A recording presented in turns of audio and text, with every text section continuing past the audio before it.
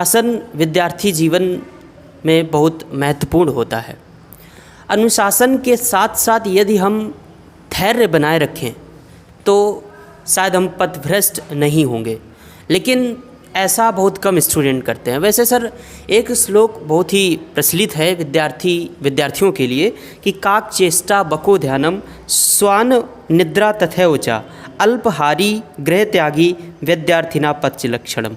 Sir, ये 5 लक्षण होने चाहिए विद्यार्थी में, लेकिन मुझे नहीं लगता है कि किसी भी विद्यार्थी में 2-3 भी लक्षण होते हों। तो सर, मतलब कौन कौन से लक्षण और होने चाहिए विद्यार्थी में कि वो अपने आप को और ज़्यादा निखार पाएँ? क्या करना चाहिए जीवन में? और सर, एक बात और है कि आजकल के विद्यार्थी जो है शिक्षकों का सम्मान करना कहीं भूल रहे हैं धीरे धीरे। तो इसका क्या कारण है? क्या इसका कारण सर ज़्यादा मतलब जीवन में अवेयर हो जाना तो नहीं है? मतलब सबसे ज़्यादा कि अवेयर हो गए, अब तो मैं अवेयर हो गया हूँ, जागरूक हो गया हूँ, मुझे तो सब पता है सोशल मीडिया के ज़माने में, शायद इस वजह से शिक्षकों का सम्मान नहीं करते हैं। क्या कहते हैं आप इस पर? ये आपका जो क्वेश्चन है ये बहुत ही समाज को देखते हुए बड़ा इम्पोर्टेंट क्वेश्चन है आपका, कि आज के युग में विद्यार्थी है वो अपने गुरु का पूर्ण रूप से सम्मान नहीं करता है जिस प्रकार से उसको सम्मान करना चाहिए। देखिए, आज के समय में और पहले के समय में टीचिंग का और स्टडी का एक मैनुअल मेथड होता था। वो मैनुअल मेथड ऐसा होता था कि अगर पहले के ज़माने में अध्यापक ने बच्चे से कहा कि तुमको कल ये 5 का टेबल याद करके लाना है, तो उसकी बात का एक वजन था और विद्यार्थी उस बात को फॉलो करके अगले डे मतलब नेक्स्ट डे पे जैसे आता था तो वो उस चीज़ को लर्न करके आता था और लर्न करके बाद अपने गुरु को सुनाता था। अगर कहीं पे थोड़ी सी फॉल्ट हो जाती थी तो अदर रिपीट के लिए बोल देते थे। जब अदर रिपीट के लिए बोलते तो इस प्रकार से उनकी स्टडी जो है वो बड़ी मजबूत होती चली जाती थी। और जो पहले का शिक्षक था, जो टीचर था, वो मर्यादा में रह करके अपने अध्ययन कार्य को करता था। लोग ये भी कहते हैं कि 10 बजे का स्कूल 11 बजे स्कूल जा रहे हैं। तो देखिए, वो प्राइमरी स्टेज की बातें होती थी। प्राइमरी स्टेज में पहले लोग बहुत कम पढ़े लिखे टीचर बन जाते थे और बनने के बाद में वो उस चीज़ को नहीं समझते थे। लेकिन जो उस समय का पढ़ा लिखा व्यक्ति होता था, मान लीजिए इंटर कॉलेज में, डिग्री कॉलेज में, अन्य कॉलेजों में या जूनियर अच्छे जूनियरों में जो पढ़ा लिखा टीचर होता था, जिसे मान लो BA MA किया, MALT की, DLED की, MPhil की, तमाम प्रकार की डिग्रियां लेकर के जो टीचर बनते थे, तो वो अपने को निखार ले लेते थे विद्यार्थी के लिए। लेकिन अब जैसे गांव में जो लोग हैं कक्षा 8 पास हुए टीचर बन गए, अब उनसे अगर आप कहो कि वो विद्यार्थी में निखार ला पाए तो नहीं ला पाएंगे। क्यों? उनका जीवन ही, उनकी जो लाइफ थी वो एक फार्मिंग लाइफ थी, कि उनका केवल एक ही उद्देश्य था खेती करना। अब फार्मिंग लाइफ की मतलब आप जानते हो कि उसमें उल्टे सीधे तरीके से रह करके कार्य को करना पड़ता था।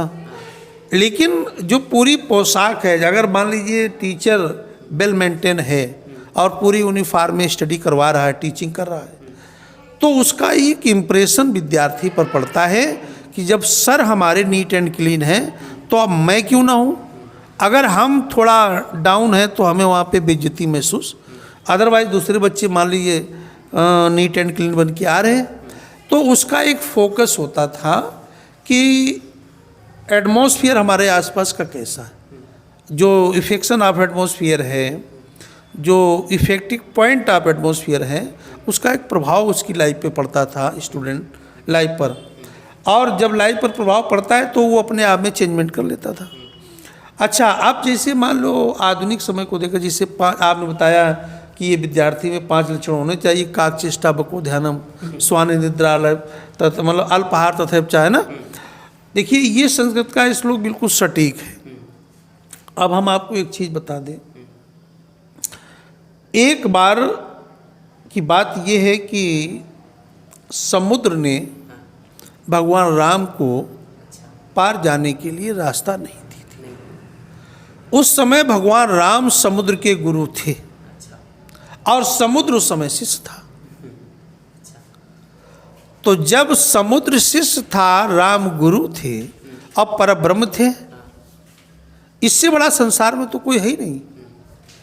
और फिर भी उसको इतनी ईगो आ गई समुद्र को कि हमारे समान कोई दानवीन, हमारे समान कोई बुद्धिमान, हमारे समान कोई जेवरात विशाल कोई है ही नहीं।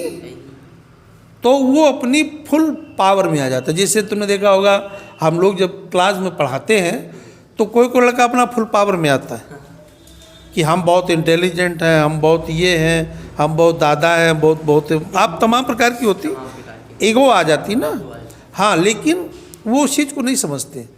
तो समुद्र ने जिस समय अपने आप को ईगो महसूस किया, और भगवान देखिए हमेशा जो अच्छा टीचर होता है, अच्छा शिक्षक होता है, वो हमेशा नम्र भाव से ही बात करता है। उसके अंदर नम्रता, दया, धर्म, ज्ञान, शीलता, तमाम ऐसी एक्टिविटीज़ होती हैं जिनको वो खुद ही प्रस्तुति में दे देता है कि वास्तव में अच्छा। अब क्या है, बहुत से टीचर ऐसे भी, देखिए इसमें भी विरोध है। अल्प विद्या दुख का कारण, a little knowledge too dangerous things, लोग नहीं कहते हैं, a little knowledge too dangerous things, यानी अल्प विद्या दुख का कारण। कुछ तो टीचर ऐसे हैं कि उनके अंदर ज्ञान तो नहीं है, डिग्रियां का मोल ले लें, इसको दिल किसी के गए नहीं। पूछा जाए कि एमएससी में क्या क्या पार्ट होते हैं, बीएससी में क्या क्या होता है, किस सब्जेक्ट से किया है, उसमें कौन कौन से भाग होते हैं, तो वो नहीं बता पाएंगे। जब तुमने उस चीज़ को किया ही नहीं, तुमने खरीदी है, तो ऐसे टीचर के अंदर एक ईगो भी होती है, तो वो एटमॉस्फेयर को बेकार कर देते हैं, वो वहाँ पे माहौल को ख़राब कर देता है। तो ऐसा नहीं कि दोष उसमें नहीं, दोष उसमें भी है, लेकिन जो वास्तव में रियल टीचर है उसके अंदर कभी ईगो की कोई भावना जागृत ही नहीं हो सकती है। अब जैसे 5 ही लक्षणों की बात है, तो देखिए काक चेष्टा बकोधानम विधा विद्यार्थी के लिए सबसे जो मेन पॉइंट है वो दृष्टि है। अगर दृष्टि को एकाग्र कर लेता है तो ब्रेन उसका अपने आप सेंटर पे बना रहेगा। और दृष्टि तभी एकाग्र होगी जब अध्यापक बोर्ड पे पढ़ाए और विद्यार्थी उसको एक टकी बना करके देखे, मतलब नज़र उसकी हटे ना। और जब नज़र हटेगी नहीं तो ब्रेन अपने आप सेंटर पे आ जाएगी। तो ऐसी तो है नहीं कि वो चीज़ समझ में ना आए। आप कोई चीज़ पढ़ाइएगा, अगर विद्यार्थी इधर उधर देख रहा है तो उसकी नज़र एकाग्र है ही नहीं, और जब नज़र एकाग्र नहीं है तो सेंटर पे दिमाग रहेगा नहीं, और जब सेंटर पे दिमाग नहीं रहे तो वो चीज़ उसकी कभी भी समझ में नहीं रहे। तो एकाग्रता, दृष्टि एकाग्रता जो होती है वो विद्यार्थी के जीवन का सबसे अमूल लक्षण है। ये 5 लक्षण अगर मान लीजिए दैव योग से नहीं भी हैं तो उसके अंदर ये लक्षण होना चाहिए, एकाग्रता। अगर एकाग्रता उसके मतलब आँखों में है तो बॉडी के जितने भी फंक्शंस हैं, जैसे मान लीजिए आँख है, आँख से ही हर चीज़ प्रवेश होती है, और ये आँख उस चीज़ को पहुंचाती है दिमाग पर, दिमाग उसको ले जाता है हार्ट पर, दिल पर, और फिर जाकर के ये अपनी प्रक्रियाओं को शुरू कर देता है। तो यहाँ पे जो एकाग्रता है ये व्यक्ति के अंदर, यानी स्टूडेंट के अंदर होनी चाहिए। अगर ये एकाग्रता उसमें है तो उसके अंदर बहुत कुछ हो सकता है। अगर ये चीज़ आ जाएगी तो ये 5 लक्षण भी उसके अंदर आ जाएंगे, और जब 5 लक्षण ये आ जाएंगे, अब जैसे मान लीजिए यहाँ थोड़ा आप कहते हो जी, मान लीजिए कि आजकल विद्यार्थी सम्मान नहीं कर, वास्तव में ये सही है। अब डिजिटल टाइम हो गया है, हर अपने आप को लड़का टीचर बन गया। इंटर पास नहीं किया अध्यापक हो गया, हाई स्कूल पास किया अध्यापक बन गया, और जब बन गया तो अदर जो अच्छे टीचर हैं उनकी वैल्यू कहाँ, उनकी तो वैल्यू रही नहीं। अब जब उनकी वैल्यू नहीं रही तो वो बेचारे क्या करें, वो तो अपना जो जीवन व्यतीत कर रहे हो तो उस हिसाब से कर रहे हैं। अच्छा, अब फैशनेबल सिस्टम है। अगर फैशनेबल सिस्टम में टीचर है और उसके अंदर ज्ञान है तो वो समाज को ऑडिट करके उसको आगे बढ़ा देगा। और यदि टीचर के अंदर ज्ञान नहीं है और फैशनेबल है तो वो उस समाज को नीचे डाउन कर देगा, यानी गिरा देगा, क्योंकि उसके अंदर ज्ञान ही नहीं। भाई अनुशासन को भरा जाता है, अनुशासन एक भरने वाली चीज़ है, जब तक आप इसको भरोगे नहीं तब तक हो ही नहीं सकता। अब यहाँ पे जिसे हमने एग्जाम्पल कहा किया कि समुद्र और भगवान राम गुरु थे, समुद्र शिष्य था, और इतनी एगो आ गई समुद्र में कि उसने भगवान का कोई सम्मान ही नहीं किया।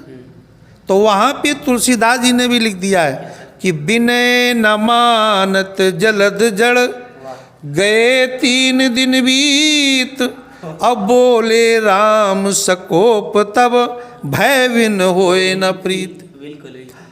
अब अनुशासन ये सिखाता है कि बच्चे को जब तक आप डांटेंगे नहीं तब तक वो पढ़ेगा नहीं, और जब आप डांटेंगे वो पढ़ेगा तो उसका प्रेम आपके अपने प्रति अपने आप लग जाएगा।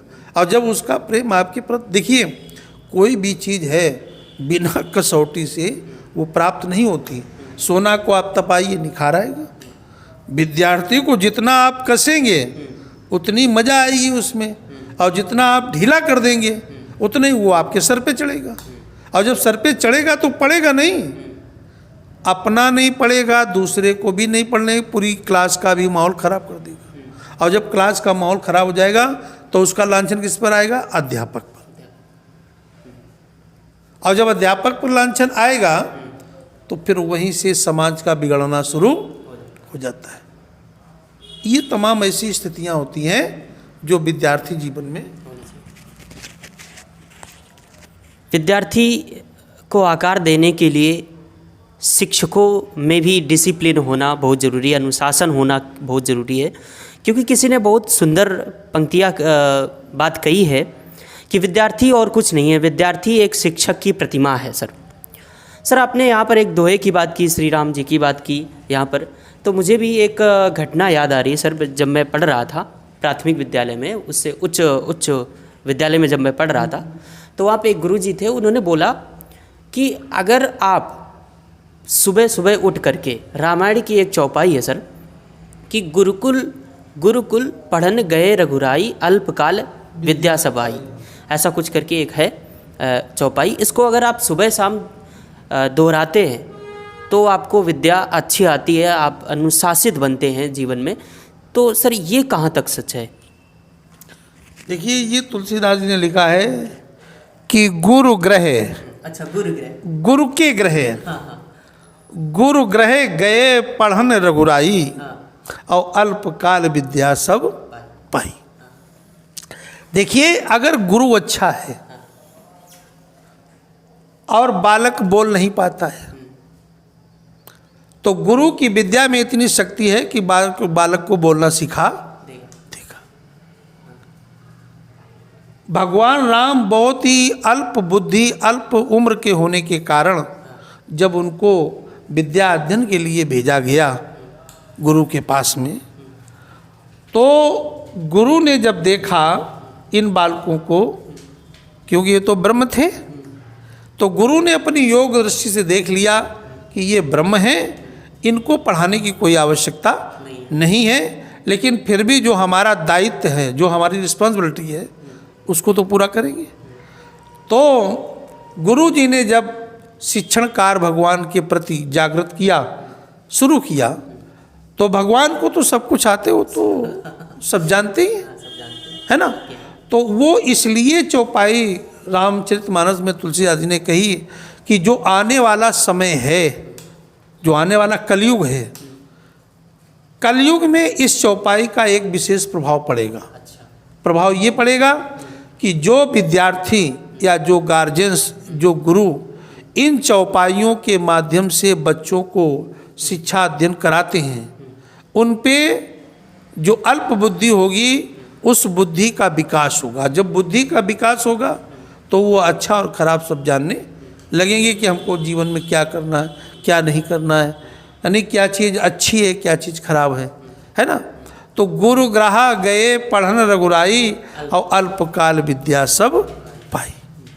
तो इस का एक भाव ये भी है कि जब ब्रह्म ने बहुत ही कम समय में सारे ज्ञान को प्राप्त कर लिया, तो आगे का जो ज्ञान था वो गुरु जी से परे था। क्योंकि आगे का जो ज्ञान था वो गुरु जानते ही नहीं थे, गुरु भी वहाँ पे परे हो गए थे, क्योंकि वो तो ब्रह्म थे, वो ब्रह्म गुरु थे। लेकिन उन्होंने एक नर लीला करने के लिए नर रूप धर करके वो एक जीव रूप में आ गए, तो उनको तो अपनी नर लीला करनी थी, दिखाना था समाज को कि मर्यादा, जब एक परब्रह्म एक मानव बन सकता है, मानव से वो मतलब विद्यार्थी बन सकता है, गुरु कर सकता है, तो इसका मतलब क्या है कि जो भी जीव चराचर में है उसको भी गुरु करना चाहिए, और गुरु के माध्यम से ज्ञान को प्राप्त करके अपने जीवन को अच्छी तरीके से अनुशासन में रह करके व्यतीत करना चाहिए। क्योंकि यहाँ पर यह भी लिखा गया है कि गुरुर ब्रह्मा गुरुर विष्णु और गुरुर्देवो महेश्वरः गुरुर साक्षात परब्रह्म और तस्मै श्री गुरुवे नमः। फिर भी लिख दिया कि अखंड मंडलाकारम व्याप्तमेन चराचरम तद पदम दर्शितम एनम और तस्मै श्री गुरुवे नमः। इससे बड़ा कौन है? अगर गुरु के अंदर ये चीज़ें हैं तो वही गुरु है। लेकिन जब नारायण गुरु शिष्य बन जाए और नर गुरु बन जाए तो समझ लीजिए कितना बड़ा बदलाव है।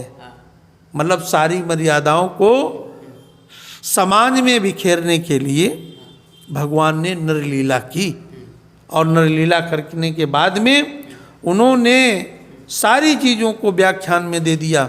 मर्यादित होकर के, अनुशासित होकर के उन्होंने सारे कार्य को सुचारू रूप से किया, और अंत में अनुशासन में ही उन्होंने इस धरातल को छोड़ दिया। तो ये चौपाई के अर्थ में आ जाता है, ये सब कुछ समाज। तो गुरु की महिमा आपने सर बड़े ही सुंदर शब्दों में श्लोक के माध्यम से करी।